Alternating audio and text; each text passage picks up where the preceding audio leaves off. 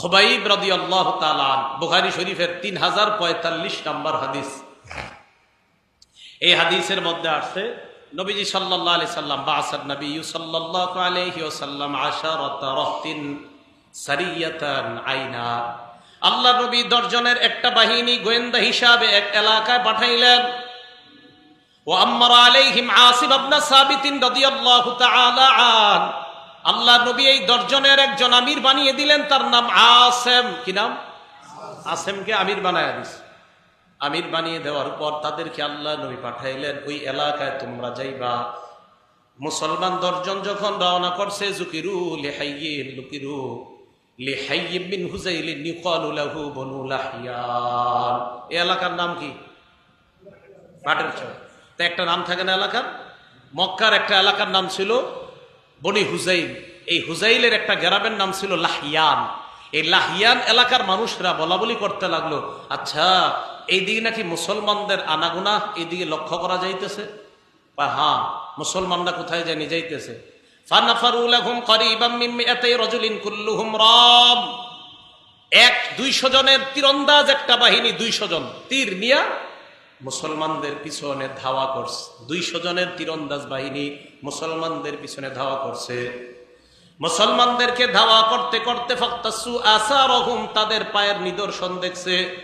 দেখার পর পাগুলা দেখতে দেখতে পিছনে পিছনে যায়। ওই জামানায় কাফেরদের মেধাও ভালো ছিল। কাফেরদের মেধা কি ছিল? কেন ভালো ছিল? ওই যে মোবাইল চালাইতো না। কি চালাইতো না? মোবাইলে গুনাহ করতো না, আর কি চালাইতো না, গুনাহ করতো না। কি করতো না? এরা দেবদেবী পূজা করতো, হ্যাঁ, আর কোনো গুনাহ করতো না। এই তো এটা খালি শিরিক করতো। আর যেই গুনাহ করার কারণে মেধা কমে, এইগুলো ওই যুগে এতটা ছিল না। এখন তো নজরের গুনার কারণে মানুষের মেধা কমে। কিসের গুনাহ? নজর। গুনাহ যত, মানুষের গুনাহ যত বাড়ে মেধা তত কমে, গুনাহ যত ঝড়ে মেধা তত বাড়ে। মাথায় রাখতে হবে। হ্যাঁ, মাদ্রাসায় যারা পড়েন, হেফজখানার ছাত্ররা, গুনাহ করা যাবে না। বাসায় গিয়ে মোবাইল চালানো যাবে না। আইপ্যাড, ল্যাপটপ, কম্পিউটার, টেলিভিশন এগুলো চালানো যাবে না। চালাইলে মেধা শেষ। আপনার বাচ্চাকে মোবাইল থেকে দূরে রাখেন, এইগুলোর মেধা শেষ হয়ে যাবে। কয়দিন পরে দেখবেন আপনারে আম্মা কইব, আম্মারে আব্বা কইব। এই মেধা নষ্ট করেন না ছেলেদের, বাচ্চাদের।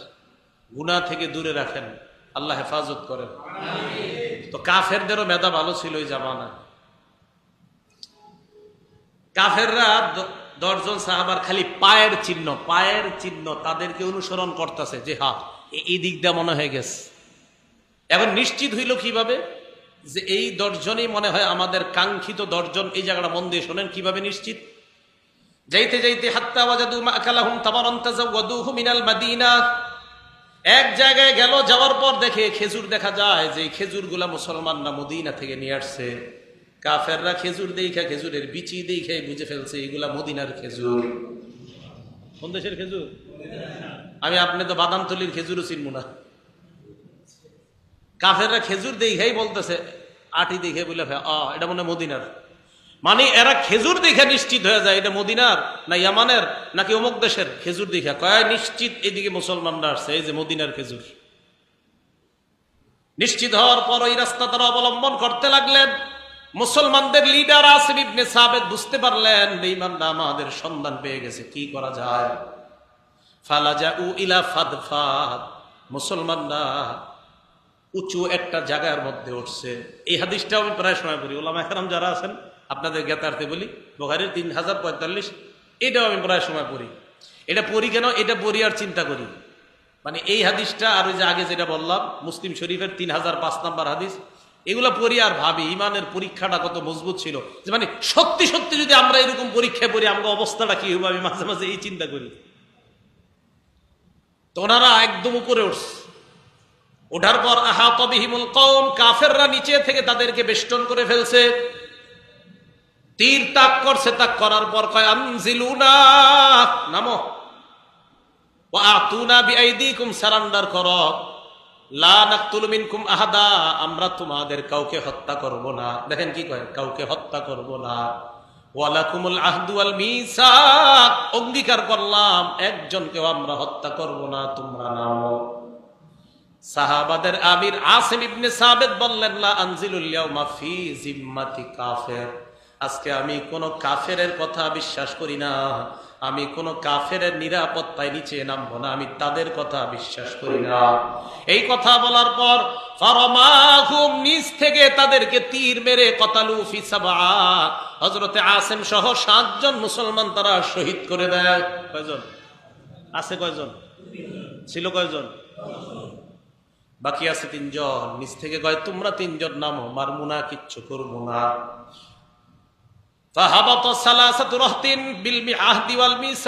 তিনজন অঙ্গীকার নিয়ে নিচে নামছে, মারবেও না, হত্যা করবে না, গায়ের মধ্যে আঘাত করবে না।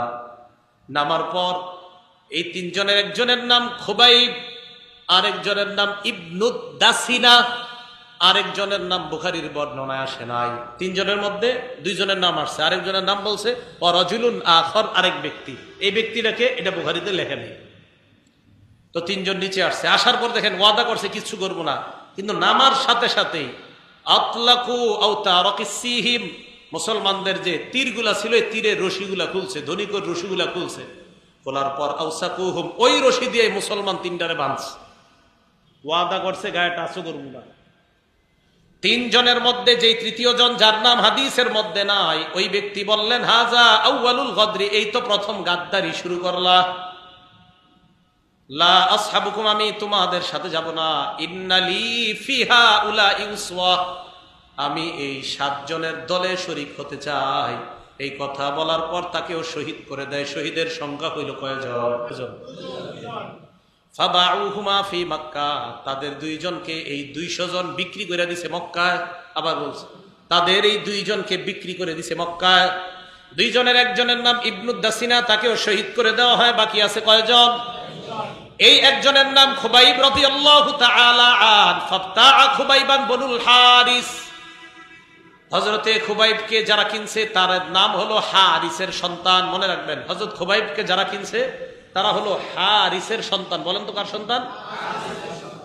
এই জায়গাটা একটু মাথাটা খাটায় শোনেন। এই জায়গাটা, হারিসের সন্তানরা কেন কিনলো খুবাইবকে? হারিসের সন্তানরা কেন কিনলো খুবাইবকে?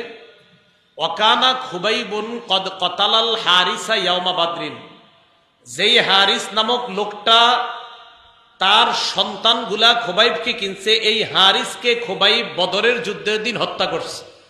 বাবা হত্যার প্রতিশোধ নেওয়ার জন্য এই হারিসের ছেলেরা খুবাইবকে কিনছে। ওলামা ছাড়া অন্য যারা আছেন, কথাটা মাথায় ঢুকছে সবার? আচ্ছা, তো হারিসের ছেলেরা খুবাইবকে কেন কিনছে? যে তুমি আমগো বাবারে মারছিলা বদরের প্রান্তরে, আজকে তোমারে আমরা শেষ করি। কিনা নিস, বাসায় নিয়ে গেছে। বাসায় নেওয়ার পর যেই বাসায় রাখছে, ওই বাসায় আবার হারিসের একটা মেয়ে ছিল। তার মানে খুবাইবের যারা নিয়ে গেছে তাদের বোন। আবার বলছে হারিসের মেয়ে মানে কি? ওই যারা কিনছে তাদের বোন, ওই ছেলেদের বোন আর কি। এই বোনটা বর্ণনা করছে। এবার প্রশ্ন হলো আপনাদের, হুজুর এই বোন আবার বর্ণনা করছে কিভাবে? এই বোন তো কাফের। এই বোনটা হযরতে খুবাইব শহীদ হওয়ার কিছুদিন পরে মুসলমান হয়ে গেছে। তো মুসলমান হওয়ার পর সাহাবারা প্রশ্ন করছে, এই তোমরা আমগো ভাই খুবাইব গেরে তোমাদের ঘরে আটকায় রাখছিলা, কিভাবে কষ্ট দিছো একটু বলো তো। আমাদের ভাই খুবাইবকে যে তোমাদের ঘরে আটকায় রাখছিলা, অনেক কষ্ট দিছো, নির্যাতন করছো, তাই না? একটু কিভাবে নির্যাতন করছো একটু বলো তো। বিসমিল্লাহ। এখন এই জায়গাটা আমি আপনাদেরকে যেটা বলবো, এটা হলো ওই নারীর বর্ণনা। বাকি এই বর্ণনাটাও বুখারীতে আছে। নারী বলতেছে, আমার ভাইরা যখন খুবাইবকে আমাদের বাসায় নিয়ে আসছে, একটা ঘরের মধ্যে আবদ্ধ করে রাখছে, খানা দেয় না, কিচ্ছু দেয় না।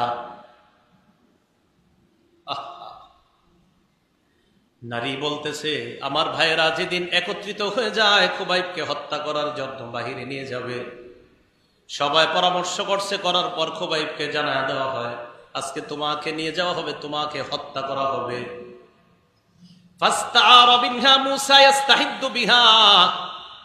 ওই মেয়েটা বলে, খুবাইব আমার কাছে একটা খুর চাইলো। খুর কেন চাইলো? শরীরের অবাঞ্ছিত পশমগুলা পরিষ্কার করার জন্য।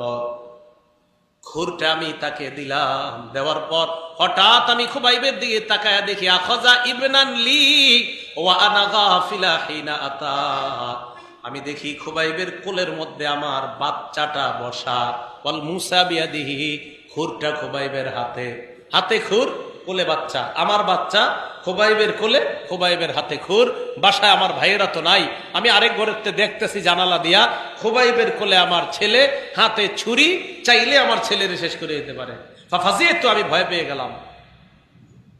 বুঝে আসছে কথাটা? আমি ভয় পেয়ে ফারফাহা খুবাইবুন ফি ওয়াজহি, খুবাইব আমার চেহারায় ভয় দেখলো।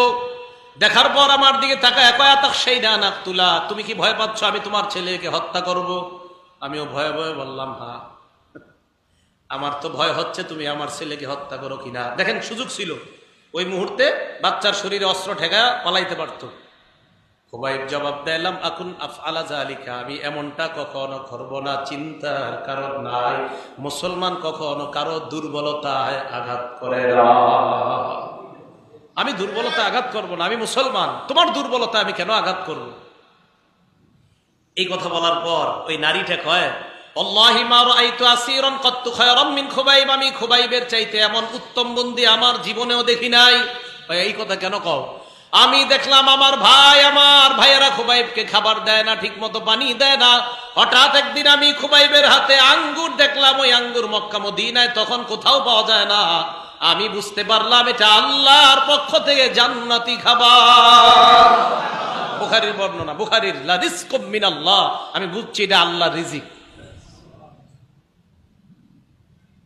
তারপরে খুবাইবকে বের করে নিয়ে যায়, রাস্তা দিয়ে হাঁটায় নিয়ে যায়। এক জায়গায় যাওয়ার পর দেখে শুলিবিদ্ধ করা হবে হযরতে খুবাইবকে।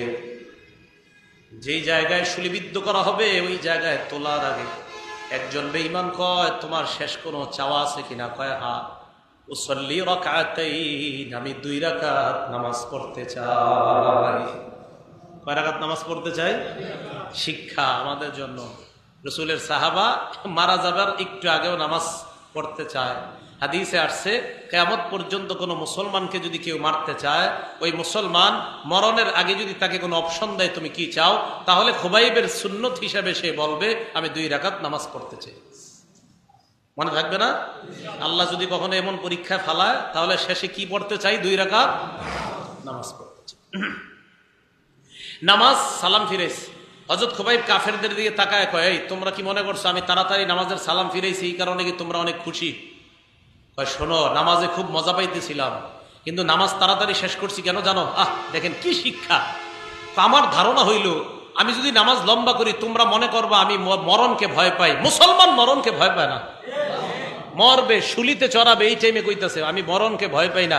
তোমরা আমারে নিয়ে হাসাহাসি করবা যে আমি নামাজ দেরি করতেছি মরণের ভয়ে। আমি একটা মুসলমান, অন্তত মরার আগেও ইসলাম ধর্ম নিয়ে হাসাহাসি তোমরা করবা, এই সুযোগ দিতে চাই না। তাই নামাজের সালাম ফিরাইলাম। শুলির মধ্যে উঠাইস, উঠানোর পর এই জায়গায় ঐতিহাসিকগণ লেখছে যখন শুলিবিদ্ধ করবে প্রথমে উঠাইছে, তো শুলিতে চড়াইয়া মাইরা ফেললেই তো হয়। তো উঠানোর পর আপনার এইভাবে 2 দিক দিয়ে প্রথমে তার হাত পা গুলা, ঐতিহাসিকগণ লেখছেন ওর হাত পায়ের ভিতরেও পেরেক বসায় কাঠের সাথে শরীরটা লাগাই দিচ্ছে। এইভাবে পেরেক কাটা আনছে, শুয়ে আনছে, পুরা শরীরটা এইভাবে ঘাইছে। ঐতিহাসিকগণ লেখছেন ওই সুয়ুফ তানহাসু লাহমা, তরবারি দিয়া শরীরটাতে এইভাবে একজন এমন করতেছে, এইভাবে গোস্তগুলা এইভাবে এমন করতেছে, গোস্তগুলা তরবারি দিয়ে কি কি এমন করে। সব বেঈমানরা তামাশা দেখতেছে। আরে আমি মাঝে মাঝে চিন্তা করি কেমন লাগতেছিল ওনার, একটা মুসলমানকে মারতেছে আর মানুষ তামাশা দেখতেছে চারদিক। হযরত খুবাইবকে মারার আগে, মানে মারার আগে বলতে আধা মরো তো গরিব ফেলছে। এক নেতা গিয়ে কয়, খুবাইব তোমার জায়গায় যদি মোহাম্মদকে আমরা রাখি আর তোমাকে যদি ছেড়ে দেওয়া হয় তোমার কি অবস্থা হবে বলো? হযরতে খুবাইব কয়, অসম্ভব, ইউসাবু রাসূলুল্লাহি বিশাউকা, আল্লাহর নবীর শরীরে একটা কাটা লাগবে, আমি আনন্দ উল্লাসের মধ্যে থাকবো, মুসলমান কখনো এটা কল্পনাও করতে পারে না। মুসলিম শরীফের বর্ণনা 3005 নম্বর হাদিসে আল্লাহ নবীর ইরশাদ, নবীজি বলেন, কানা মালিকুন ফিমান কানা ক্বাবলাকুম, তোমাদের পূর্বের জামানায় এক বাদশাহ ছিল, ওয়া কানা লাহু সাহির, এই বাদশার একজন পার্সোনাল জাদুকর ছিল। বাদশার পার্সোনাল জাদুকরের কাজ হলো মানুষদের সামনে জাদু দেখায় আর ভেলকি দেখায়, মানুষকে আনন্দ উল্লাস দেয়, এটা ছিল তার কাজ। এক বাদশাহ, তার জাদুকর ছিল। এই জাদুকরের কাজ ছিল মানুষকে জাদু দেখাইতো আর ভেলকি দেখাইতো। জাদুকর বুড়া হয়ে গেছে। ফালাম্মা কাবির, জাদুকর যখন বুড়া হয়ে গেছে, ক্বালা লিল মালিকি ইন্নী ক্বাদ কাবিরতু, বাদশাকে গিয়ে জাদুকর বলল, বাদশাহ আমি তো মুরব্বী হয়ে গেছি, ফাবআস ইলাইয়া গুলামা, আমার কাছে মেধাবী একটা যুবক পাঠান, ওয়াল্লিমহুস সিহরা, যাতে আমি আমার জাদুবিদ্যাটা তারে শিখিয়ে যাইতে পারি। আবার বলছি, তোমাদের পূর্বের জামানায় এক বাদশা ছিল, এই বাদশার একজন জাদুকর ছিল। এই জাদুকর বুড়া হয়ে গেছে। বুড়া হয়ে যাওয়ার পর বাদশাকে এসে বলল, বাদশাহ আমি তো বয়স্ক হয়ে গেছি, মুরব্বী হয়ে গিয়েছি, আমার কাছে একটা ছেলে পাঠান, একটা যুবক পাঠান, যে যুবককে আমি জাদুবিদ্যাটা শিখিয়ে দিতে পারি, যেন আমার জাদুবিদ্যাটা তারে শিখিয়ে দিতে পারি, সে এই জাদু মানুষকে দেখাবে। তো এই কথা বলার পর ফাবাসা ইলাইহি গুলামা, বাদশাহ একজন মেধাবী যুবককে জাদুকরের কাছে পাঠায়। জাদুকরের কাছে যাওয়ার পর জাদুকর এই যুবকটাকে জাদুবিদ্যা শিখায়। ওয়াকানা ফি তরিকিহি ইদা সালাকা রাহিব, যুবক যেই রাস্তা দিয়ে যায়, যাওয়ার সময় একজন পাদ্রীর সাথে তার সাক্ষাৎ। পাদ্রীর সাথে সাক্ষাৎ হওয়ার পর ফাকাদা ইলাইহি, পাদ্রীর সামনে বসছে। বসার পর সামিয়া কালামা, পাদ্রীর কথা শুনছে। ফাআজাবাহু, পাদ্রীর কথাগুলা তার ভালো লাগছে।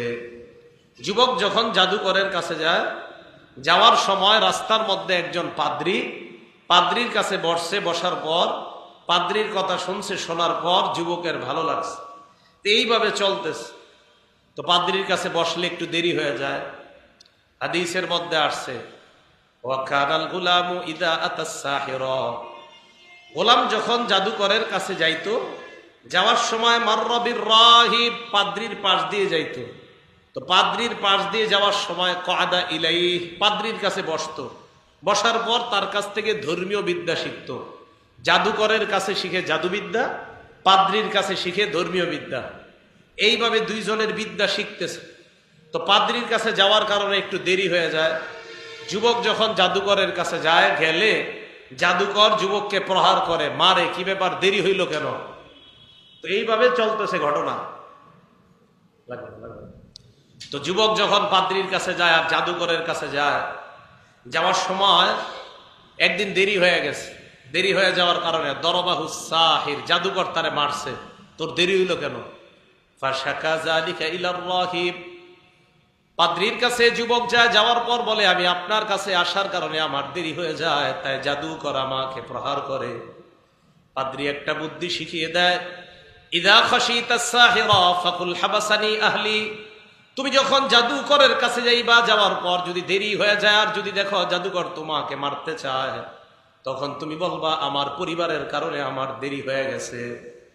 ওয়াইদা খাশিতা আহলাকা ফাকুল লাহুম, আর যখন তুমি তোমার পরিবারের কাছে যাও, যাওয়ার পর পরিবার যদি তোমাকে দেরি হওয়ার কারণে মারতে চায়, ফাকুল, তুমি বলবা হাবাসানিস সাহির, জাদুকরের কাছে আমার দেরি হয়েছে।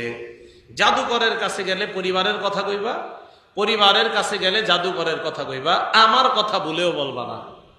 তাহলে ধর্মীয় বিদ্যা শিখে কার কাছে? পাদ্রীর কাছে। জাদুকরের কাছে গেলে দেরি হয়, জাদুকর মারতে গেলে কয় আমার পরিবার আটকায় রাখছিল তাই দেরি হয়েছে।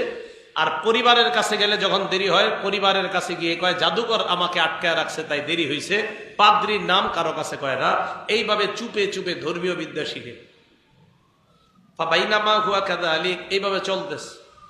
ইদ আতা আলা দাব্বাতিন আযীমা, একদিন চলতে চলতে একটা বিশাল বড় প্রাণী, দৈত্য দানবের মতো একটা প্রাণীর সামনে পড়ছে।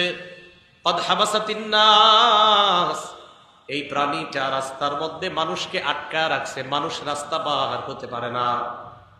মানুষ দাঁড়ায় রয়েছে, প্রচুর মানুষ, রাস্তা পার হয় না। কি ব্যাপার, তোমরা রাস্তা কেন পার হও না? তো জনগণ বলল, এই বড় প্রাণীটার কারণে আমরা রাস্তা পার হতে পারতেছি না। এই কথা বলার পর যুবক এবার আল্লাহর কাছে বলল, ফাকালা, প্রথমে মনে মনে বলল, আল্লাম আলামু আস-সাহিরু আফজালু আমির রাহিবু আফজাল, আজকে আমি পরীক্ষা করব পাদ্রীর বিদ্যা সত্য নাকি জাদুঘরের বিদ্যা সত্য। এই পরীক্ষা করার পর যদি পাদ্রীর বিদ্যা সত্য হয় তাহলে আমি ইমানদার হয়ে যাব, আর যদি জাদুকরের বিদ্যা সত্য হয় তাহলে আমি আগের ধর্মেই থাকবো, আগের ধর্ম আমি ছাড়বো না। এই কথা বলার পর ফাখাযা হাজারন, একটা পাথর নিছে। নেওয়ার পর যুবক আল্লাহরে বলতেছে, আল্লাহুম্মা ইন কানা আমরুর রাহিবি আফযালা ওয়া হাব্বা ইলাইকা মিন আমরিস সাহিরি ওয়া আরদা। আল্লাহ, তুমি তো জানো পাদ্রীর বিদ্যা যদি জাদুকরের বিদ্যার চাইতে শ্রেষ্ঠ হয় এবং প্রিয় হয়, ফাকতুল হাদিহি দাব্বা, আমি এই পাথরটা মারার সাথে সাথে এই প্রাণীটাকে তুমি হত্যা করবা। এই কথা বইলা আল্লাহর নাম নিয়ে ওই পাদ্রীর বিদ্যা অনুযায়ী যুবক পাথরটা মারছে। মারার পর ফাকাতালা, সাথে সাথে আল্লাহ প্রাণীকে হত্যা করে দিয়ে মানুষ পারাপারের ব্যবস্থা করে দেয়। মারছে, মারার পর মারা গেছে প্রাণীটা, মানুষ পার হয়ে গেছে। তো মানুষ যখন পার হয়েছে, যুবক আসছে পাদ্রীর কাছে। যুবকের এবার বিশ্বাস বাইরে গেছে। যুবক পাদ্রীর কাছে আইসা ব্যাপারটা জানাইছে, এমন এমন ঘটনা। পাদ্রী যুবককে বলল, আল্লাহ মানতা আফজলু মিন্নি, আজকে তুমি আমার চাইতে শ্রেষ্ঠ, আমি আর শ্রেষ্ঠ না, এখন তাইকে তুমি শ্রেষ্ঠ। কদ বালাগা মিন আমরিকা মা আরা, আমি এখন দেখতেছি আমার চাইতে তোমার মর্যাদা অনেক বেশি, তুমি অনেক শ্রেষ্ঠ। তবে মনে রাখবা, এই শ্রেষ্ঠত্বের কারণে, বিদ্যার কারণে, ইলমের কারণে আর ঈমানের কারণে ইন্নাকা সাতুবতালা, তোমাকে পরীক্ষা করা হবে। কি করা হবে? পরীক্ষা। এই হাদিস দ্বারা বোঝা যায় কোন মানুষ ঈমান আনার পর ওই ব্যক্তির প্রস্তুতি থাকা দরকার যে ঈমান আনার কারণে আমার জীবনে পরীক্ষা আসতে পারে। মুমিন যারা, তারা এই বিশ্বাস রাখা, সর্বদা এই প্রস্তুতি নিবে ঈমানদাররা, যে যে কোনো সময় আমার উপরে ঈমানের কারণে পরীক্ষা আসতে পারে। এই বিশ্বাস সর্বদা একজন ঈমানদারের থাকা চাই। তো এই অবস্থা চলতেছে। পাদ্রী বলে দিল, ইন্নাকা সাতুবতালা, তোমাকে পরীক্ষা করা হবে। এবার পাদ্রীর সাথে সাথে এই কথাটা বলছে, ফাইনিবতুলিতা, তোমাকে যদি পরীক্ষা করা হয়, ফালা তাদুল্লা আলাইয়া, আমার নামটা তুমি কাউকে বলবা না। এতটুকু বুঝছেন সবাই? আমার নামটা কাউরে বলবা না। তোমাকে যদি পরীক্ষা করা হয়, তোমাকে যদি প্রহার করা হয়, মারা হয়, কেউ যদি তোমাকে প্রহার করে ঈমান আনার কারণে, তো তুমি তো বলতে বলতে এমন হইতে পারে যে বলতে পারো আমার কারণে আজকে তুমি ঈমানদার, এই কথাটা তুমি কাউরে বইল না। যাক, এইভাবে চলতেছে। ওয়াকানাল গুলাম ইবরিউল আকমাহা ওয়াল আবরাসা ওয়া ইউদাওয়ি মিন সাইরিল আদাওয়াহ। জন্মন্ধ যারা, জন্মগতভাবে অন্ধ, তাদের চোখের উপর যুবক যদি আল্লাহর নামে হাত দেয়, সাথে সাথে তার চোখ ভালো হয়ে যায়। যাদের শরীরে কুষ্ঠরোগ, তাদের শরীরে হাত রাখলে আল্লাহর নামে আল্লাহ পাক ওই অসুস্থ ব্যক্তিকে সুস্থ করে দেয়। শুধু তাই নয়, এমন কোন রোগ নাই, যত রোগ বিমারি হয়, সমস্ত রোগ বিমারি হওয়ার পর যুবক আল্লাহকে বলা মাত্র আল্লাহ তার দোয়া কবুল করে ওই অসুস্থ ব্যক্তিকে সুস্থ বানায় দেয়। এই চলতেছে অবস্থা। ওয়াকানা জালিসুল লিল মালিকি কদ আমিয়া সামিআ জালিসুল লিল মালিক, বাদশার একজন একান্ত ঘনিষ্ঠ ব্যক্তি ছিল অন্ধ। বাদশার ঘনিষ্ঠ ব্যক্তি ছিল অন্ধ। কোন বাদশা? যেই বাদশা এই যুবককে পাঠাইছে জাদুকরের কাছে জাদুবিদ্যা শিখার জন্য। ঘনিষ্ঠ যে অন্ধ ব্যক্তি, এই অন্ধ ব্যক্তির কাছে সংবাদ গেছে একটা ছেলে নাকি অন্ধদের জন্য আল্লাহর কাছে দোয়া করলে আল্লাহ নাকি চোখ ফিরিয়ে দেয়। তাই নাকি? হ্যাঁ। এই কথা শুই না ওই ব্যক্তি, অন্ধ ব্যক্তি, ফাতাহু বিহাদায়া কাসীরা, প্রচুর পরিমাণ হাদিয়া নিয়া যুবকের কাছে আসছে। আসার পর ওই যুবককে বলতেছে, মা হা হুনা লাকা আজমা, এই জায়গায় যত হাদিয়া উপঢৌকন দেখো সব তোমার। যুবককে কয়, ইনান্তা শাফাইতানি, তুমি যদি আমাকে আরোগ্য দিতে পারো, আমার চোখ যদি ভালো হয়ে যায়, এই পুরস্কার সব তোমার।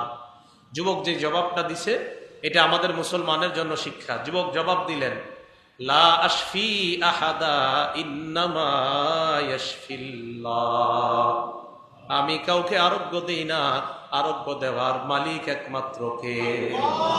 আমি আরোগ্য দেই না, আমি সুস্থ করি না, সুস্থতা দেওয়ার মালিক আল্লাহ। এই কথা বলার পর যুবক বলল, ফাইন আমানতা বিল্লাহ, তুমি যদি আল্লাহর উপর ঈমান আনো, দাউতুল্লাহ, তাহলে আমি দোয়া করতে পারি, শাফাক আল্লাহ, আল্লাহ তোমাকে সুস্থ করে দিবে। ফাআমানা বিল্লাহ, সাথে সাথে ওই অন্ধ ব্যক্তি ঈমান আনছে। আনার পর উনি আল্লাহর কাছে দোয়া করলেন, আল্লাহ তুমি এই অন্ধ মানুষটাকে তুমি তাড়াতাড়ি চোখ ফিরায় দাও। যেই মাত্র ওই অন্ধ ব্যক্তি বাদশার ঘনিষ্ঠ সহচর ঈমান আনছে, সাথে সাথে যুবক দোয়া করার কারণে আল্লাহ পাক রব্বুল আলামিন তার দুই চোখের দৃষ্টি ফিরায় দেয়।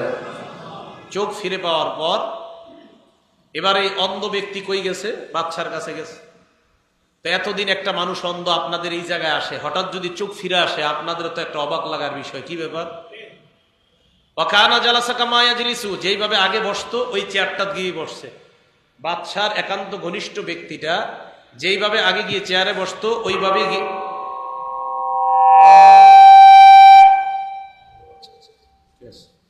বাদশার ওই ঘনিষ্ঠ ব্যক্তি যেইভাবে আগে চেয়ারে বসতো ওইভাবে গিয়েই ওই অন্ধ ব্যক্তি চেয়ারের মধ্যে বসছে।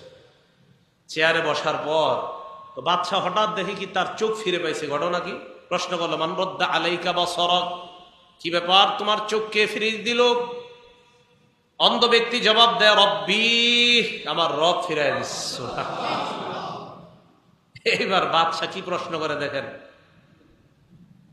অবিবেচকের মতো প্রশ্ন। মূর্খ মানুষ এই জাতীয় প্রশ্ন করতে পারে। বাদশা জবাবে বলে, আলাকা রব্বুন গায়রি, আমি ছাড়াও কি তোমার কোনো রব আছে?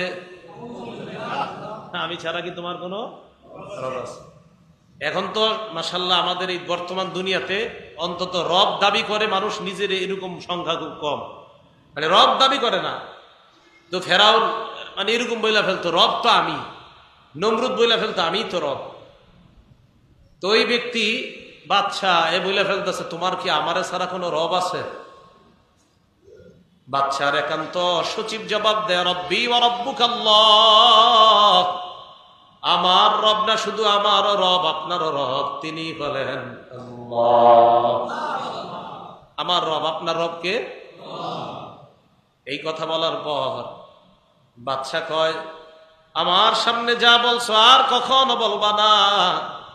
অন্ধ ব্যক্তি যিনি চোখ ফিরে পেয়েছেন তিনি জবাব দেয়, না না, আমার রব আপনার রব, সবার রব একমাত্র আল্লাহ।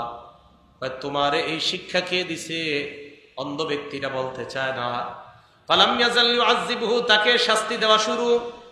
এত নির্মম নিষ্ঠুর ভাবে নির্যাতন করতে লাগলো। এক পর্যায়ে হাত্তা দাল্লা আলাল গুলাম, বাদশার একান্ত ওই ব্যক্তিটা গুলামের কথা বলে দিস যে ওই যুবক, যেই যুবককে আপনি জাদু বিদ্যা শিখাইতে পাঠিয়েছেন, ওই যুবক আল্লাহর কাছে দোয়া করছে, তার কারণে আমি আমার চোখ ফিরে পেয়েছি। ফাজি আবিল গুলাম, যুবককে ডাক দেয়। ডাক দেওয়ার পর বাদশা বলল, কি ব্যাপার, তুমি নাকি এইভাবে তার চোখ ফিরিয়ে দেওয়ার ব্যবস্থা করেছো? কিভাবে করেছো আমাকে একটু বলো। বাদশা কয়, বুঝতে পারছি, কদ বালাগা মিন আমরিকা মা তুদরিউল আকমাহা ওয়াল আবরাস, মনে হয় জাদুবিদ্যা তুমি এতটা পারদর্শিতা অর্জন করছো, এখন তুমি জাদুর মাধ্যমে মানুষের চোখ ফিরিয়ে দিতে পারো। তোমার মনে হয় জাদুবিদ্যা এত সুন্দরভাবে রপ্ত হয়েছে যে জাদুর মাধ্যমে এখন মানুষের চোখ ফিরিয়ে দিতে পারো। জাদুর মাধ্যমে তুমি এখন কুষ্ঠ রোগীকে ভালো করো না। যাক, খুব ভালো হয়েছে যে জাদুবিদ্যা তোমার কাজে লাগছে। যুবক জবাব দেয়, লা আশফি আহাদা, আমি কোন জাদুবিদ্যার মাধ্যমে কাউকে আরোগ্য দেই না। ইন্নামা ইয়াশফিল্লাহ, আরোগ্যদাতা একমাত্র আল্লাহ। আরোগ্যদাতাকে আল্লাহ। এই কথা বলার পর ফালাম ইয়াজাল ইউআযিবুহু, যুবককে আটকায় আটকায় প্রহার করা শুরু করে। বলো, তুমি কোত্থেকে জানলা? জাদুকর তো তোমাকে এমন বিদ্যা শিখায় না যেই বিদ্যা আমার ছাড়া অন্য কোন রবের শিক্ষা দেয়। জাদুকর তো তোমাকে এই শিক্ষা দেয় নাই। তাহলে তুমি সত্যি করে বলো, এই শিক্ষা তুমি কোথায় পাইলা?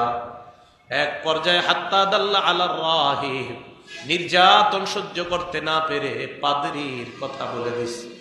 ওই পাদ্রী আমাকে এই শিক্ষা দিছে। ফাজি আবির রাহিব, পাদ্রীকে আনা হয়। আনার পর পাদ্রীকে বাচ্চা প্রশ্ন করলো, ইরজি আন দীনিক, তুমি তোমার ধর্ম থেকে ফিরে আসো। যদি ধর্ম থেকে ফিরে না আসো তাহলে তোমার অবস্থা খারাপ হবে। ফাবা, পাদ্রী সরাসরি অস্বীকার করে, অসম্ভব, আমার পক্ষে ধর্ম ছাড়া সম্ভব না, ধর্ম ছেড়ে দিতে পারবো না, এটা অসম্ভব। এই কথা বলার পর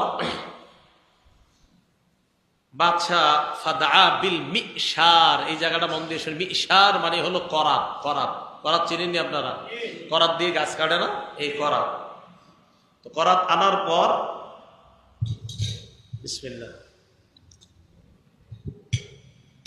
করাত আনছে, আনার পর দেখেন কি বলছে হাদিসে, ফাওয়াদাআল মিশার আলা মাফরিকি রাসিহি, মাথার এই তালুতে করাতটা রাখছে এবার রাখার পর কয় তাড়াতাড়ি দিন ছাড়াও, কয় অসম্ভব।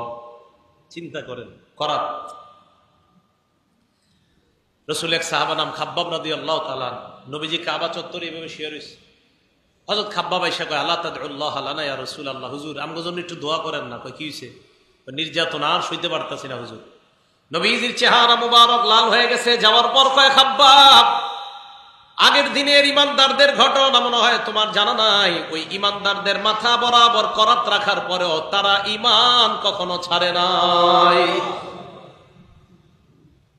বাদশা পাদ্রীর মাথার এই বরাবর করাত রাখার পর যেই মাত্র করাত দিয়ে তার মাথাটা নিখণ্ডিত করবে, কি মজবুত ঈমান।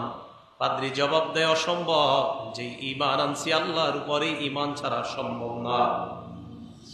হাদিসের বর্ণনা, ফাশাক্কা রাসাহু, বাদশা ওই পাদ্রীর মাথাটা দুই ভাগ করে ফেলছে করাত দিয়া। ফাওয়াকা শিক্কা, ওই মাথার দুইটা খণ্ড দুই পাশে এইভাবে পড়ে রয়েছে। ফাজিআ বিজালিসিল মালিক, এবার ওই বাদশার একান্ত সচিবকে আনছে, যেই সচিবের অন্ধ চোখ আল্লাহ ভালো করে দিছে। তাকে আনার পর তার মাথা বরাবর করাতটা রাখছে। করাত রাইখা কয় তোমার ওই অবস্থা হবে আগের জনের যে অবস্থা, ইরজিআন দীনিক, ধর্ম থেকে তুমি ফিরে আসবা, নাকি তার মাথার মতো তোমার মাথাটা দুই টুকরা করব।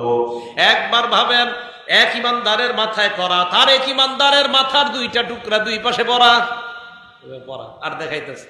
তাই তোর অবস্থা হবে, এই যে মাথা দুইটা যেভাবে আছে তোর অবস্থা হবে, ইমান ছাড়বি?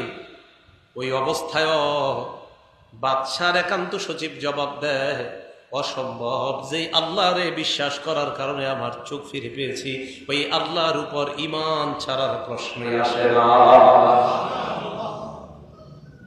মাঝে মাঝে আমি চিন্তা করি যে আমগরে যদি এরকম হইতো আমরা কি যে কইতাম আল্লাহ জানে। আপনাদেরকে নিয়ে না, আমরা যারা পড়াশোনা করছি কোরআন হাদিস, আমি আমারই বলতেছি, সাধারণত জনগণ আপনারা পড়ে, আমরা তো কোরআন হাদিস শিখছি। তা আমার মাথায় যদি এরকম রাখে, আমি নিজে চিন্তা করি যে আল্লাহ আমার মাথায় যদি এরকম করাত রাখে, আল্লাহ জানে যে তোমার উপর বিশ্বাস কি রাখি কিনা। মানে টেনশনে পড়ে যায়, মাবুদ তুমি তো এত ভয়ঙ্কর পরীক্ষায় ফালাও নাই আমাদেরকে। আহারে, আগের ইমানদারদেরকে তুমি কত বড় পরীক্ষা নিছো আল্লাহ, এরপরও সফল হয়েছে তারা। আর এখন আমরা 10 টাকার কাছে ইমান বিক্রি করে দিই, 5 টাকা 10 টাকার কাছে ইমান বিক্রি। বাদশার একান্ত সচিবের মাথায় এইভাবে করাত রাখার পর মোট কয়জন ইমানদার? 3জন। বুঝছেন তো কারা কারা? একজন পাদ্রী, আরেকজন ওই বাদশার ওই যে ওই সচিবটা যার চোখ ফিরে পাইছে, আরেকজন ওই যুবক। তো যুবক দেখতেছে সব। এবার বাদশার একান্ত সচিবের মাথায় এইভাবে করাত রাখার পর ফাশাক্কা রাসা, তার মাথাটা দুই ভাগ। ফাওয়াকা শিক্কা, দুইটা টুকরা দুই ভাগে পড়ে আছে, মোট 4টা। আগের জনের মাথার দুই টুকরা, এবার এই দুই টুকরা। যুবককে ডাক দিয়ে কয় দিন থেকে ফিরে আসবে কিনা, বল ঈমান ছাড়বে কিনা। যুবক কয় অসম্ভব, তাদের দুইজনের মাথা দেখে আমার ঈমান ছাড়ানোর চেষ্টা করো। কোনদিনও না, যে আল্লাহর উপর আমি ঈমান আনলাম, ওই আল্লাহর উপর ঈমান ছাড়ার কখনো প্রশ্ন আসে না। এই কথা বলার পর ফাদাফা ইলা নাফারিম মিন আসহাবিহি, একদল সেনাবাহিনীকে বাদশা ডাকছে। ডাকার পর বাদশা বলতেছে এক কাজ করো, এই যুবককে ফাযহাবু বিহি ইলা জাবালিন কাযা ওয়া কাযা, এই যুবককে নিয়ে অমুক পাহাড়ে যাও। ফাসআদু বিহিল জাবাল, পাহাড়ের উপরে উঠবা যুবককে নিয়ে। উঠার পর ফাইদা বালাগতুম যুরওয়াতা, পাহাড়ের চূড়ায় যখন পৌঁছবা, পৌঁছার পর ফাইন রাজা আন দীনিহি, যদি ধর্ম থেকে ফিরে আসে ভালো কথা, অন্যথায় ফাতরাহুহু, পাহাড়ের উপর থেকে নিচে তাকে ফেলে দিয়ে হত্যা করবা। নাউযুবিল্লাহ। ফাযাহাবু বিহি ইলা জাবাল, মুসলিম শরীফের বর্ণনা, আল্লাহ রাসূল বলেন যুবককে নিয়ে তারা পাহাড়ে যায়। ফাসাইদু বিহিল জাবাল, পাহাড়ের উপর উঠছে, অনেক বড় পাহাড়। পাহাড়ের উপর উঠার পর ওই যুবককে বলে ঈমান ছাড়বা কিনা। যুবক কয় অসম্ভব। পাহাড়ের একদম মাথায় গেছে, যাওয়ার পর নিচের দিকে তাকাইলে আমি আপনি মনে হয় তাকাইলেই মরে যাইতাম। তোর এখন ফালাইয়া দিব। যুবক কয় তো কি হয়েছে? ইমান না ছাড়লে ফেলে দিব। যুবক আল্লাহকে বললেন, আল্লাহুম্মা কফিনিহিম বিমা শি'তা, আল্লাহ আপনি আপনার শক্তি দেখা দেন, তাদের থেকে কুদরতি ভাবে আমাকে আপনি হেফাজত করে নেন। এই দোয়া করার সাথে সাথে রাজিফা বিহুমুল জাবাল, পাহাড় নড়াচড়া শুরু করছে। পাহাড় যারা যুবককে হত্যা করার জন্য নিয়ে গেছে, নড়াচড়া করে পাহাড় তাদেরকে নিচে ফেলে হত্যা করছে, যুবককে নিরাপদে নিচে নামায় দিচ্ছে। এখান থেকে একটা বুঝার আছে, একই পাহাড়ে সবাই না, আর একই পাহাড়ে সবাই না, তাহলে একই পাহাড়ে একদল আল্লাহ মাইরা ফেললো, যুবককে আল্লাহ হেফাজত করলো, তার মানে আমার আল্লাহ সব পারে। একই জায়গায় সবাই, পাহাড় নড়লো, পাহাড় পুরা ধ্বংস করে ফেললো সব, কিন্তু আল্লাহ চাইছে যুবক মরবে না, মরে নেই। ফাজা আয়ামশি ইলাল মালিক, যুবক সুন্দর হাঁটতে হাঁটতে বাদশার কাছে আসে। মুসলিম শরীফের হাদিস। হ্যাঁ, দু একদিন পর পর আমি এটা পড়ি, আমি নিজে পড়ি, আমার ইমানরে মজবুত করার চেষ্টা করি। তো এইভাবে যুবক হাঁটতে হাঁটতে বাদশার কাছে গেছে। যাওয়ার পর বাদশা কয়, ঘটনা কি? তুমি তো আসার কথা না, যারা আসার কথা তারা কই? তুমি তো আসার কথা না, যারা আসার কথা তারা কোথায়? হাদিসের বর্ণনা, মা ফাআলা আসহাবুকা, কোথায় আমার সৈন্যবাহিনী কই, তোমার সাথে যারা গেছে?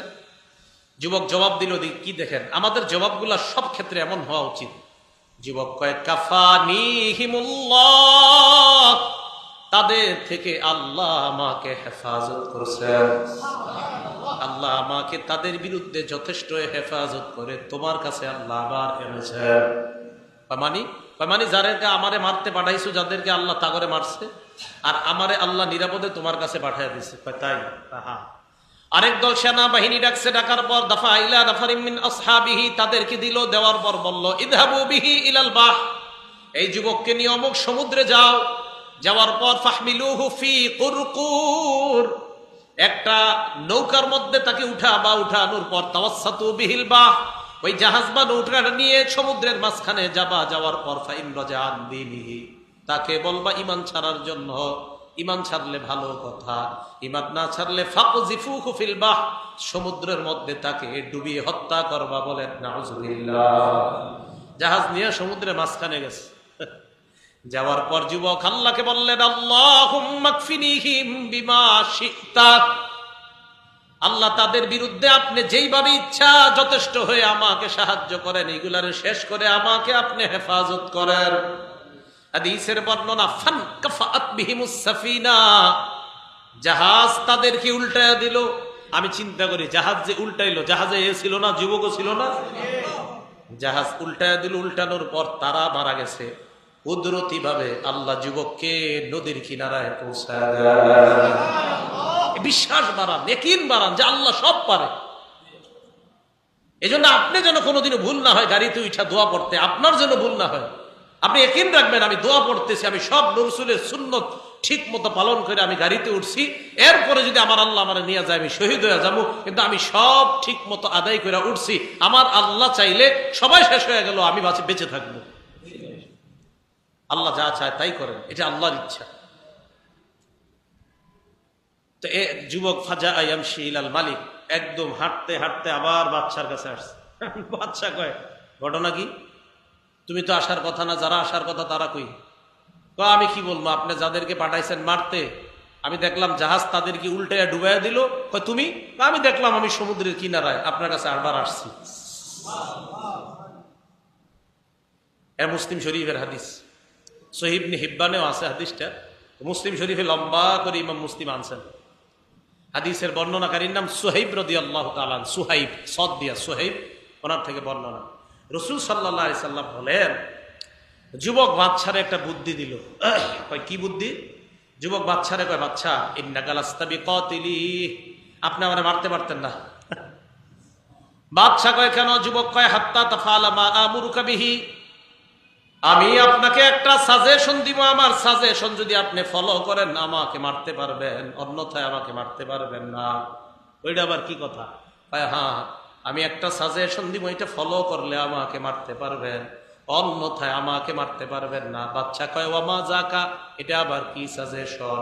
যুবক বলে, তাজমাউন নাসা ফি সাঈদিন ওয়াহিদিন, মানুষদেরকে আপনি একটা মাঠের মধ্যে উপস্থিত করবেন, ওয়াতাসলুবুনি আলা জিজঈন, আমাকে একটা কাঠের শুলির মধ্যে চড়াইবেন, চড়ানোর পর সুম্মা তাখুযু সাহমাম মিন কিনানাতি, আমার তীর দানি থেকে একটা তীর নিবেন, নেওয়ার পর এই তীরটা আমাকে মারার আগে বলবেন বিসমিল্লাহি রব্বিল গুলাম, যুবকের রব আল্লাহর নামে এই তীর মারলাম, এই কথাটা বলবেন। যেন আপনার এই কথাটা সব মানুষ শুনতে পায়, তাহলে আমাকে হত্যা করতে পারবেন, অন্যথায় আমাকে মারতে পারবেন না। বাদশা কয় তাই নাকি? কয় হ্যাঁ। ফাজামাআতনা ফি সাঈদিন ওয়াহিদিন, বাদশা মানুষকে একটা প্রান্তরে একত্রিত করছে, করার পর ওয়াসালাবাহু আলা জিজঈন, যুবককে কাষ্ঠের শুলির মধ্যে এইভাবে রাখছে। রাখার পর এবার যুবক বাদশাকে ডাক দিয়ে কয়, ওই যে যেটা করছি সেটা করেন। কয় যেটা শিখাই দিছে ওইটাই করেন। তো কি করছে? আখাযা সাহমাম মিন কিনানাতিহি, তার তীরদানি থেকে একটা তীর নিছে। নেওয়ার পর যুবক বলছে আমি যা যা বলছি তা করেন। এবার ওই যুবককে তীর মারার সময় যুবক বলল, এমন ভাবে বলতে হবে যেন সবাই শুনতে পায়। যুবককে তীর মারার আগে কয় বিসমিল্লাহি রব্বিল গুলাম, এই যুবকের রবের নামে তীর মারলাম। হাদিসের বর্ণনা, ফাওয়াকা সাহমু ফি সুদগিহি, যুবকের কানের নিম্ন ভাগে তীরটা গিয়ে লাগছে। লাগার পর ফাওয়াদা ইয়াদাহু ফি সুদগিহি, যুবক তার হাতটাকে কানের নিম্ন ভাগে রাখছে। রাখার পর ফামাতা, আল্লাহর নাম নিয়ে যুবক মারা গেছে। হাজার হাজার জনগণ দেখলো এই যুবককে এত চেষ্টা করেও মারতে পারে নাই, যুবকের রবের নামে মারতে যুবক মারা গিয়েছে। তার মানে যুবকের রবেই সত্য। মুসলিম শরীফের হাদিস, আমানান নাস বিরব্বিল গুলাম, আমানান নাস বিরব্বিল গুলাম, সব মানুষ এই যুবকের রবের উপর ঈমান এনে নেয়। মুসলমান হয়ে গেছে, সব ঈমানদার। ঈমানদার হওয়ার পর বাদশা আর হোমলা চমলা চামচা রাখিয়ে কয়, বাদশা আর আইতামা তাহজারু, যেই ভয়টা করছিলাম এটাই তো হইল। কয় কোনটা? যুবককে যেই কারণে আপনি নিয়ন্ত্রণ করতে চাইলেন, যুবক তো মারা গিয়ে সব মানুষগুলারে ইমানদার বানায় আনিস, আপনার তো আর পাওয়ার থাকলো না। ফাআমারা বিল উখদুদ ফি আফওয়াহিস সিকাক, বাদশা নির্দেশ দিল প্রত্যেকটা রাস্তার মাথায় মাথায় যেন একটা গর্ত করা হয়, গর্তের অধিপতিরা ধ্বংস। ওই যে প্রত্যেক রাস্তার মাথায় যেন একটা গর্ত করা হয়। গর্ত করছে, করার পর এক এক করে ইমানদারদেরকে ওই গর্তের মধ্যে আগুন জ্বালানোর পর ইমানদারদেরকে বলা হয় গর্তের মধ্যে নামার জন্য। ইমানদাররা আগুনের মধ্যে ঝাঁপ দেয়। ঝাঁপ দিতে দিতে হাদিসের মধ্যে আসছে, জাআত ইমরাআতুন ওয়া মাআহা সাবিয়ুন, একটা নারী আসছে, ওই নারীর সাথে একটা বাচ্চা। নারী বাচ্চাটার দিকে তাকানোর পর তাকাসাআত, নারী চিন্তা করে, আহারে আমার ফুটফুটে বাচ্চাটাকে নিয়ে কিভাবে আগুনের মধ্যে ঝাঁপ দেয়। ওই মুহূর্তে আল্লাহ বাচ্চার জবান খুলে দেয়। বাচ্চা ডাক দিয়ে কয়, ইয়া উম্মাহ ইসবিরি ফাইন্নাকি আলাল হক, আম্মা ধৈর্য ধরেন, আপনি হকের উপর আছেন, আগুনে ঝাঁপ দেন, সেখানেই আল্লাহর জান্নাত। বাচ্চা কয়, আম্মা আপনি হকের উপরে আছেন, লাভ দেন। এই কথা বলার পর মাও লাভ দিস। তা আল্লাহ বলেন, কুতিলা আসহাবুল উখদুদ, গর্তের অধিপতিরা ধ্বংস, মানে যারা গর্ত করছে গর্তের মধ্যে আগুন জ্বালায়া ওই ইমানদার মানুষগুলাকে গর্তের আগুনের মধ্যে জ্বালিয়েছে। আল্লাহ চারটা শপথ খাওয়ার পরে বলেন, এই গর্তের অধিপতি যারা যারা গর্ত বানিয়ে ইমানদারদেরকে নিয়ে উল্লাস করছে তারা ধ্বংস। হাদিস দ্বারা বোঝা যায় মুসলমানদেরকে নির্যাতন করে আনন্দ উল্লাস করা, মুসলমানদের নির্যাতনে খুশি হওয়া, এটা আমাদের জন্য উচিত না। আমার কোনো মুসলমান ভাই যদি নির্যাতনের শিকার হয়, আমার পার্শ্ববর্তী কোনো মুসলমান বোন যদি জুলুমের শিকার হয়, নির্যাতনের শিকার হয়, এই নির্যাতনের সময় কোনো মুসলমানের উল্লাস করা এটা মুসলমানের স্বভাব হতে পারে না। বরং ইমানদার আগুনে পুড়বে, ইমানদার নির্যাতনের শিকার হবে, তখন অন্য মুসলমানের দিলে যদি কষ্ট লাগে সেই প্রকৃত মুসলমান, সেই কি প্রকৃত মুসলমান। তাহলে আল্লাহ পাক রব্বুল আলামিন বলেন, এই গর্ত করছে যারা আর ইমানদারদেরকে যারা পুড়িয়েছে তারা ধ্বংস। এই কথা বইলে আল্লাহ বলেন, ওমা নাকামু মিনহুম ইল্লা আইয়ুমিনু বিল্লাহিল আজিজিল হামিদ, গর্তের অধিপতিরা ইমানদারদেরকে নির্যাতন করার কারণ শুধুমাত্র ইল্লা আইয়ুমিনু বিল্লাহ, ইমানদাররা আল্লাহর উপর ঈমান আনছে, এটাই হলো তাদের অপরাধ। এই ঈমান আনার কারণে তাদেরকে আগুনের মধ্যে পুড়িয়েছে। হাদিস দ্বারা জানতে পারলাম ঈমান আনার পর আমার আপনার জীবনে বিপদ আসতে পারে, পরীক্ষা আসতে পারে। যদি এই পরীক্ষা আসে, পরীক্ষার সময় ধৈর্য ধারণ করার নাম হলো প্রকৃত ঈমানদার। আসিয়া ফেরাউনের বিবি, আসিয়াকে যখন ফেরাউন হত্যা করবে, হত্যা করার আগে কারুনের পরামর্শে আসিয়া শরীরটা থেকে চামড়াগুলা উঠিয়ে নেওয়া হয়। কোরআনের মধ্যে আসছে ফিরআউনা জিল আওতাদ, পেরেক ওয়ালা ফেরাউনকে স্মরণ করো। আওতাদ মানে পেরেক। এই ফেরাউন পেরেক দিয়ে মানুষের হাত পায়ের মধ্যে বসাইয়া মানুষকে কষ্ট দিত। আসিয়ার হাত আর পায়ের মধ্যে পেরেক বসাইয়া মাটির সাথে আসিয়ার শরীরটা লাগাইয়া দিছে। লাগায় দেওয়ার পর শরীর থেকে চামড়া উঠেছে। চামড়া উঠানোর পর আগুনের দিকে আসিয়ার শরীরটা, সূর্যের তাপ আগুনের তাপের মতো উত্তাপ ওই পালুকাময় প্রান্তরের মধ্যে আসিয়ার শরীরের উপর সূর্যের আলো লাগে। ফেরাউন ডাক দিয়ে কয় আতাত্রুকিনাল ঈমান, ঈমান ছাড়বে কিনা? আসিয়া কোনো জবাব দেয় না। এক মুহূর্তে ফেরাউনকে কারুন পরামর্শ দেয় পাথর নেন, নেওয়ার পর এই পাথর দিয়ে আসিয়াকে হত্যা করে। পাথর নিয়ে যায়, আসিয়াকে যখন হত্যা করবে, আল্লাহ পাক রব্বুল আলামিন বলেন ওয়া মারইয়াম ইবনাত ইমরান আল্লাতী আহসানাত ফারজাহা। আল্লাহ পাক বলেন ওয়া দারাবাল্লাহু মাসালান লিল্লাযীনা আমানু ইমরাআত ফিরআউন ইয ক্বালাত রাব্বি ইবনি লি ইনদাকা বাইতান ফিল জান্নাহ ওয়ানাজ্জিনি মিন ফিরআউনা ওয়া আমালিহি ওয়ানাজ্জিনি মিনাল কওমিজ যালিমিন। আসিয়া যখন মারা যাবে আল্লাহর কাছে বলতে লাগলেন, আল্লাহ রাব্বিবনি লি ইনদাকা বাইতান ফিল জান্নাহ, আল্লাহ তুমি আমার জন্য তোমার কাছে জান্নাতে একটা ঘর বানায়া দাও। মারা যাওয়ার সময় কয় আল্লাহ জান্নাতে ঘর বানাও। ওয়ানাজ্জিনি মিন ফিরআউনা, ফেরাউন থেকে আমাকে তুমি মুক্তি দিয়ে দাও। ওয়ানাজ্জিনি মিনাল কওমিজ যালিমিন, জালেম সম্প্রদায় থেকে আমাকে তুমি হেফাজত করো। এইভাবে নির্যাতন করছে, শরীরের চামড়া উঠিয়ে ফেলছে, বালুকাময় প্রান্তরের মধ্যে শুয়ে রাখছে। আসিয়া ইন্তেকালের সময় কষ্ট পাওয়া দূরের কথা, উল্টা আল্লাহরে ডাক দিয়ে কয় জান্নাতে আমার ঘর বানায় দাও। এরপরেও ঈমান আসিয়া ছাড়ে নাই। আল্লাহ বলেন আফা হাসিবতুম আন তাদখুলুল জান্নাহ, তোমরা কি মনে করছো এমনি তোমরা জান্নাতে যাইবা? ওয়ালাম্মা ইয়াতিকুম মাসালুল লাযীনা খালাউ মিন ক্বাবলিকুম, পূর্ববর্তীদের পরীক্ষা তোমাদের উপর আসবে না, তোমরা কি এমনটা মনে করো? অতীত জামানার মানুষের পরীক্ষা তোমাদের উপর আসবে না, তোমরা কি এমনটা মনে করো যে তোমরা পরীক্ষার সম্মুখীন হবে না, এমনিতেই তোমরা পার পেয়ে যাবা? না, এমনটা হবে না, বরং পরীক্ষার সম্মুখীন হওয়া লাগবে। ঈমানের পরীক্ষা দিবা, এই ঈমানের পরীক্ষায় যদি উত্তীর্ণ হও তাহলে জান্নাত। তো বুঝাইতে চাইলাম ঈমান আনা মানে হলো আমি আপনি পরীক্ষা দেওয়ার জন্য প্রস্তুত থাকা।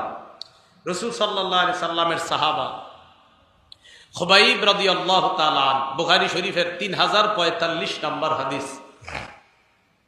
এই হাদিসের মধ্যে আছে নবীজি সাল্লাল্লাহু আলাইহি সাল্লাম বাআসান নবী সাল্লাল্লাহু আলাইহি ওয়াসাল্লাম আশারাতা রাহতিন সারিয়াতান আইনা, আল্লাহ নবী 10 জনের একটা বাহিনী গোয়েন্দা হিসাবে এক এলাকায় পাঠাইলেন। ওয়া আমারা আলাইহিম আসিব ইবনে সাবিত রাদিয়াল্লাহু তাআলা আন, আল্লাহ নবী এই 10 জনের একজন আমির বানিয়ে দিলেন, তার নাম আসেম। কি নাম? আসেমকে আমির বানায় দিয়েছে। আমির বানিয়ে দেওয়ার পর তাদেরকে আল্লাহ নবী পাঠাইলেন ওই এলাকায় তোমরা যাইবা। মুসলমান 10 জন যখন রওনা করছে, যুকিরু লিহাইয়িন লুকিরু লিহাইয়্যিম মিন হুযাইল ইউকালু লাহু বনু লাহইয়ান। এই এলাকার নাম কি? মাঠের চর। তো একটা নাম থাকে না এলাকার? মক্কার একটা এলাকার নাম ছিল বনি হুযাইল, এই হুযাইলের একটা গ্রামের নাম ছিল লাহইয়ান। এই লাহইয়ান এলাকার মানুষরা বলা বলি করতে লাগলো, আচ্ছা এইদিকে নাকি মুসলমানদের আনাগোনা এইদিকে লক্ষ্য করা যাইতেছে। হ্যাঁ, মুসলমানরা কোথায় জানি যাইতেছে। ফানাফারু লাহুম করিবাম মিন মিআতাই রাজুলিন কুল্লুহুম রাম, 200 জনের তীরন্দাজ একটা বাহিনী, 200 জন তীর নিয়ে মুসলমানদের পিছনে ধাওয়া করছে। 200 জনের তীরন্দাজ বাহিনী মুসলমানদের পিছনে ধাওয়া করছে। মুসলমানদেরকে ধাওয়া করতে করতে ফাক্তাসু আসারহুম, তাদের পায়ের নিদর্শন দেখছে। দেখার পর পাগুলা দেখতে দেখতে পিছনে পিছনে যায়। ওই জামানায় কাফেরদের মেধাও ভালো ছিল। কাফেরদের মেধা কি ছিল? কেন ভালো ছিল? ওই যে মোবাইল চালাইতো না, কি চালাইতো না? মোবাইলে গুনাহ করতো না, আর কি চালাইতো না, গুনাহ করতো না। কি করতো না? এরা দেবদেবী পূজা করতো, হ্যাঁ, আর কোনো গুনাহ করতো না। এই তো এটা খালি শিরিক করতো। আর যেই গুনাহ করার কারণে মেধা কমে, এইগুলো ওই যুগে এতটা ছিল না। এখন তো নজরের গুনার কারণে মানুষের মেধা কমে। কিসের গুনাহ? নজর। গুনাহ যত, মানুষের গুনাহ যত বাড়ে মেধা তত কমে, গুনাহ যত ঝড়ে মেধা তত বাড়ে। মাথায় রাখতে হবে। হ্যাঁ, মাদ্রাসায় যারা পড়েন, হেফজখানার ছাত্ররা, গুনাহ করা যাবে না, বাসায় গিয়ে মোবাইল চালানো যাবে না, আইপ্যাড, ল্যাপটপ, কম্পিউটার, টেলিভিশন এগুলো চালানো যাবে না। চালাইলে মেধা শেষ। আপনার বাচ্চাকে মোবাইল থেকে দূরে রাখেন, এইগুলোর মেধা শেষ হয়ে যাবে। কয়দিন পরে দেখবেন আপনারে আম্মা কইব, আম্মারে আব্বা কইব। এই মেধা নষ্ট করেন না ছেলেদের, বাচ্চাদের। গুনাহ থেকে দূরে রাখেন, আল্লাহ হেফাজত করেন। তো কাফেরদেরও মেধা ভালো ছিল ওই জামানায়। কাফেররা 10 জন সাহাবার খালি পায়ের চিহ্ন তাদেরকে অনুসরণ করতেছে, যে হ্যাঁ এই দিক দিয়ে মনে হয়ে গেছে। এখন নিশ্চিত হইল কিভাবে যে এই 10 জনই মনে হয় আমাদের কাঙ্ক্ষিত 10 জন। এই জায়গাটা মন দিয়ে শোনেন কিভাবে নিশ্চিত। যাইতে যাইতে হাত্তা ওয়াজাদু মাআকালাহুম তামারান তাযাওয়াদুহু মিনাল মাদিনা, এক জায়গায় গেল, যাওয়ার পর দেখে খেজুর দেখা যায়, যে খেজুরগুলা মুসলমানরা মদিনা থেকে নিয়ে আসছে। কাফেররা খেজুর দেখা, খেজুরের বিচি দেখে বুঝে ফেলছে এগুলা মদিনার খেজুর। কোন দেশের খেজুর? আমি আপনি তো বাদামতলির খেজুরও চিনব না। কাফেররা খেজুর দেখেই বলতেছে, আটি দেখে বলে এটা মনে হয় মদিনার। মানে এরা খেজুর দেখে নিশ্চিত হয়ে যায় এটা মদিনার না ইয়ামানের নাকি অমুক দেশের। খেজুর দেখে কয় নিশ্চিত এইদিকে মুসলমানরা আসছে, এই যে মদিনার খেজুর। নিশ্চিত হওয়ার পর ওই রাস্তা তারা অবলম্বন করতে লাগলেন।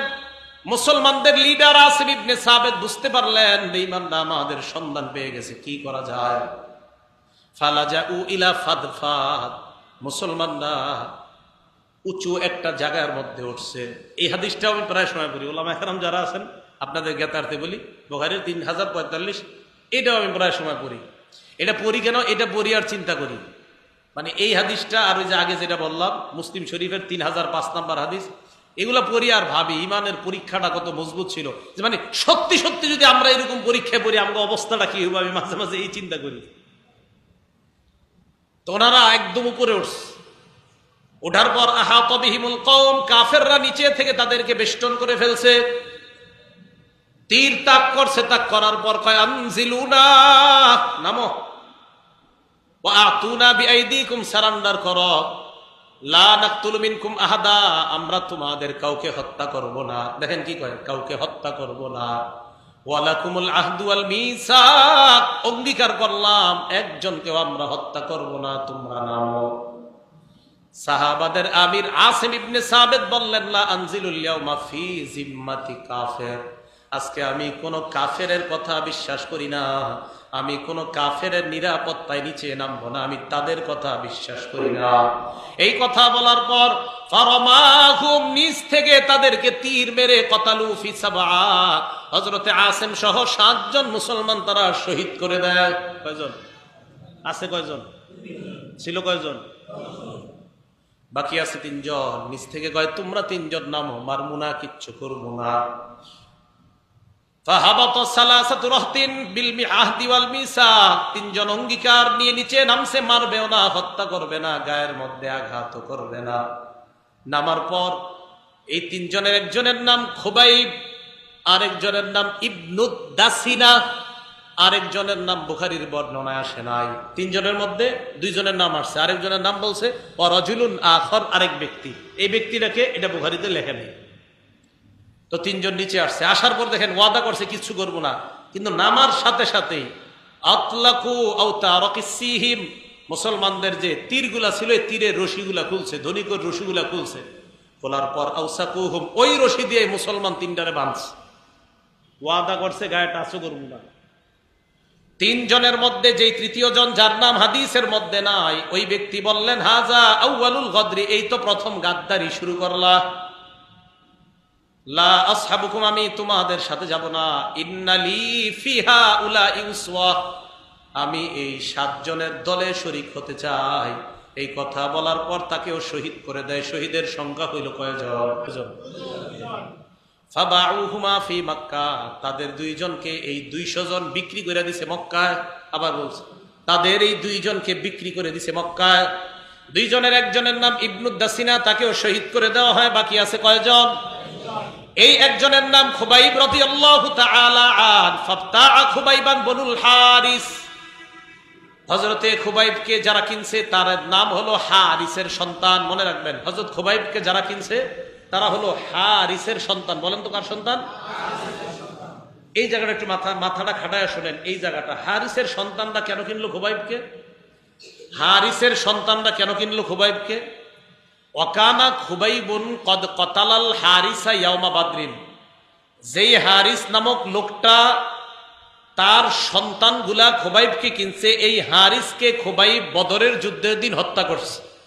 বাবা হত্যার প্রতিশোধ নেওয়ার জন্য এই হারিসের ছেলেরা খুবাইবকে কিনছে। ওলামা ছাড়া অন্য যারা আছেন, কথাটা মাথায় ঢুকছে সবার? আচ্ছা, তো হারিসের ছেলেরা খুবাইবকে কেন কিনছে? যে তুমি আমগো বাবারে মারছিলা বদরের প্রান্তরে, আজকে তোমারে আমরা শেষ করব। কিনা নিস, বাসায় নিয়ে গেছে। বাসায় নেওয়ার পর যেই বাসায় রাখছে, ওই বাসায় আবার হারিসের একটা মেয়ে ছিল। তার মানে খুবাইবের যারা নিয়ে গেছে তাদের বোন। আবার বলছে হারিসের মেয়ে মানে কি? ওই যারা কিনছে তাদের বোন, ওই ছেলেদের বোন আর কি। এই বোনটা বর্ণনা করছে। এবার প্রশ্ন হলো আপনাদের, হুজুর এই বোন আবার বর্ণনা করছে কিভাবে? এই বোন তো কাফের। এই বোনটা হযরতে খুবাইব শহীদ হওয়ার কিছুদিন পরে মুসলমান হয়ে গেছে। তো মুসলমান হওয়ার পর সাহাবারা প্রশ্ন করছে, এই তোমরা আমগো ভাই খুবাইব গেরে তোমাদের ঘরে আটকায় রাখছিলা, কিভাবে কষ্ট দিছো একটু বলো তো। আমাদের ভাই খুবাইবকে যে তোমাদের ঘরে আটকায় রাখছিলা, অনেক কষ্ট দিছো, নির্যাতন করছো, তাই না? একটু কিভাবে নির্যাতন করছো একটু বলো তো। বিসমিল্লাহ। এখন এই জায়গাটা আমি আপনাদেরকে যেটা বলবো, এটা হলো ওই নারীর বর্ণনা। বাকি এই বর্ণনাটা বুখারীতে আছে। নারী বলতেছে, আমার ভাইরা যখন খুবাইবকে আমাদের বাসায় নিয়ে আসছে, একটা ঘরের মধ্যে আবদ্ধ করে রাখছে, খানা দেয় না, কিচ্ছু দেয় না। নারী বলতেছে, আমার ভাইয়েরা যেদিন একত্রিত হয়ে যায় খুবাইবকে হত্যা করার জন্য বাহিরে নিয়ে যাবে, সবাই পরামর্শ করছে, করার পর খুবাইবকে জানায় দেওয়া হয়, আজকে তোমাকে নিয়ে যাওয়া হবে, তোমাকে হত্যা করা হবে।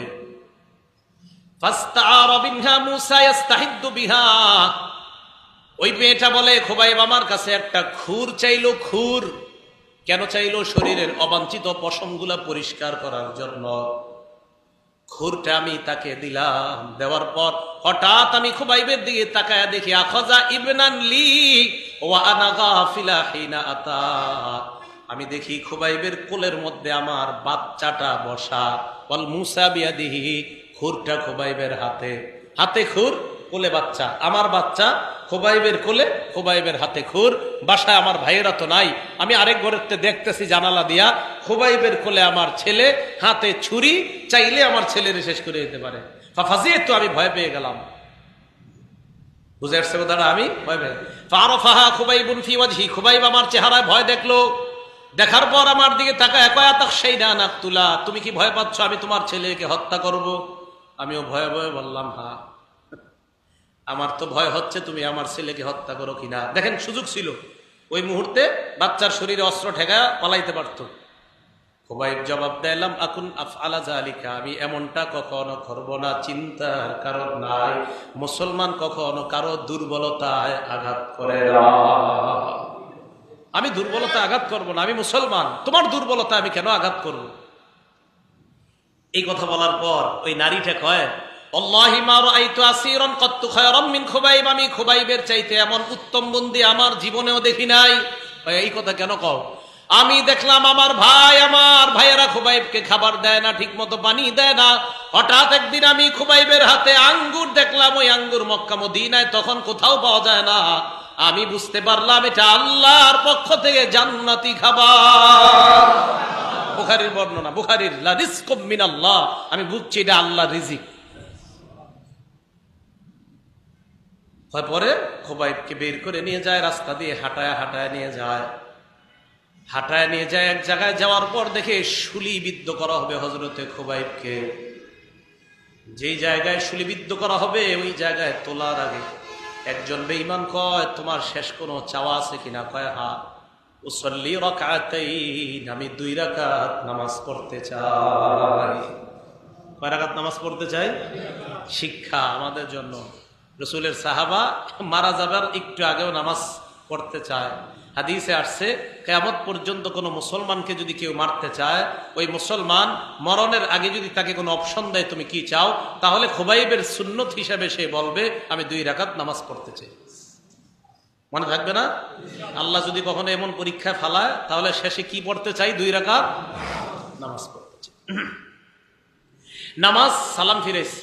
হযরত খুবাইব কাফেরদের দিকে তাকায় কয়, এই তোমরা কি মনে করছো আমি তাড়াতাড়ি নামাজের সালাম ফিরাইছি এই কারণে কি তোমরা অনেক খুশি? কয়, শোনো, নামাজে খুব মজা পাইতেছিলাম, কিন্তু নামাজ তাড়াতাড়ি শেষ করছি কেন জানো? দেখেন কি শিক্ষা। আমার ধারণা হইল আমি যদি নামাজ লম্বা করি তোমরা মনে করবা আমি মরণকে ভয় পাই। মুসলমান মরণকে ভয় পায় না, মরবে, শুলিতে চড়াবে, এই টাইমে কইতেছে আমি মরণকে ভয় পাই না। তোমরা আমারে নিয়ে হাসাহাসি করবা যে আমি নামাজ দেরি করতেছি মরণের ভয়ে। আমি একটা মুসলমান, অন্তত মরার আগেও ইসলাম ধর্ম নিয়ে হাসাহাসি তোমরা করবা, এই সুযোগ দিতে চাই না। তাই নামাজের সালাম ফিরাইলাম।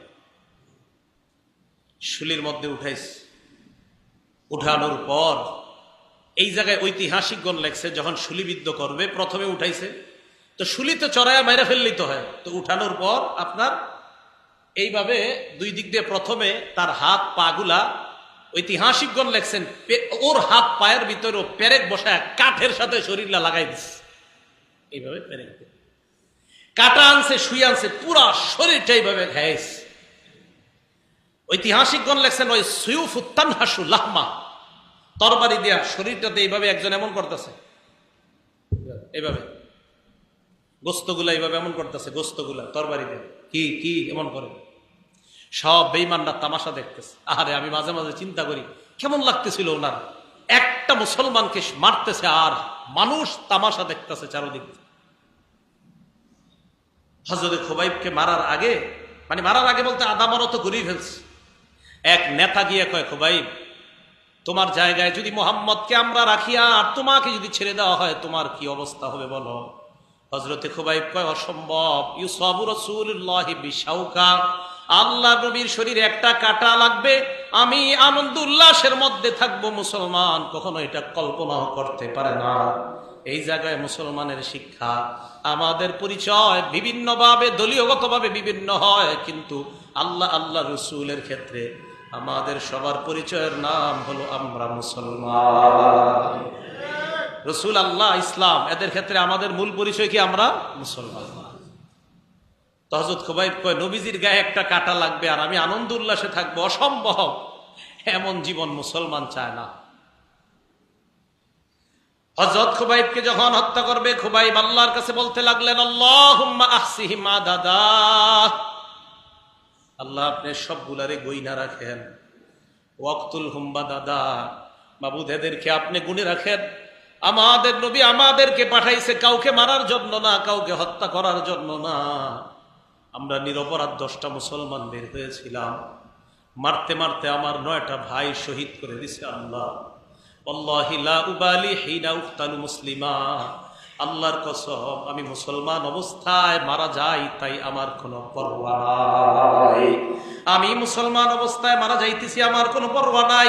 আল্লাহর কাছে খুবাইব বলতে লাগলেন, আল্লাহুম্মা আহসিহিম আদাদা, আল্লাহ আপনি বেঈমান গুলারে এক এক করে গুনে রাখেন, ওয়াক্তুলহুম বাদাদা, একটা একটা করে আপনি হত্যা করবেন। মাবুদ গো, আপনার নবীদের আমার ব্যাপারে জানায়া দিয়ে, বেঈমানরা আমারে অনেক কষ্ট দিয়ে হত্যা করছে, এই কথাটা আপনি আপনার নবীকে জানায়া দেন। এই কথা বলার পর হযরত খুবাইবকে শহীদ করে দেয়। আসিম ইবনে সাবেতের কথা মনে আসেনি? কে কে আসিম ইবনে সাবেত? কে? আমির, আমির, আমির, ওই যে এই 10 জনের আমির আসিম ইবনে সাবেত, ওই যে উপরে পাহাড়ের উপরে যারে মারছে। এই আসিম ইবনে সাবেত যখন শহীদ, উনি তো আগেই শহীদ হয়ে গেছে, কাফেররা একজনকে পাঠাইছে, আসেম নাকি শহীদ হয়েছে? কয় হ্যাঁ। মক্কার কাফেররা কয়, যাও তার শরীরের গোস্ত আনবা, গোস্ত দেখা শিউর হুম এটা আসেম কিনা। বেঈমানরা আসছে হযরতে আসেমের শরীরের গোস্ত নেওয়ার জন্য। যেই মাত্র তার কাছে আসছে, আসার পর আমার নবী আমাদেরকে জানায়া দেয়, আমার আসেমের শরীরে টাচ করার আগে আল্লাহ মৌমাছির মাধ্যমে আমার আসেমকে হেফাজত করে নেয়। বুখারীতে আসছে যে আসেমের লাশ আল্লাহ মৌমাছির পাহারায় হেফাজত করে নিয়েছেন। তাহলে কি শিক্ষা পাইলাম আজকে আমরা? ইমানের কারণে নির্যাতন, আল্লাহ বললেন ওমা নাকমু মিনহুম ইল্লা আইয়ুমিনু বিল্লাহ, তারা তাদেরকে নির্যাতন করছে শুধু অপরাধ একটাই, ঈমান আনছে। নির্যাতনের অপরাধটা তাদের কাছে কি ছিল? ঈমান আনা কি কোনো অপরাধ? আর ঈমান আনা অপরাধ, কিন্তু কাফেরদের কাছে ঈমান আনাটা কি হয়েছে? অপরাধ। এই অপরাধের কারণে তাদেরকে শাস্তি দিয়েছে। আমাদের জন্য শিক্ষা, ঈমান আনা মাত্রই আমি আপনি পরীক্ষার সম্মুখীন হওয়া লাগতে পারে। আল্লাহ পাক রব্বুল আলামিন মৃত্যু মরণ পর্যন্ত যেন ঈমানের উপর অটল থেকে ঈমান নিয়ে আমরা কবরে যাইতে পারি, আল্লাহ তৌফিক দান করেন। আমিন। ওয়া আখিরু দাওয়ানা আনিল হামদুলিল্লাহি রাব্বিল আলামিন।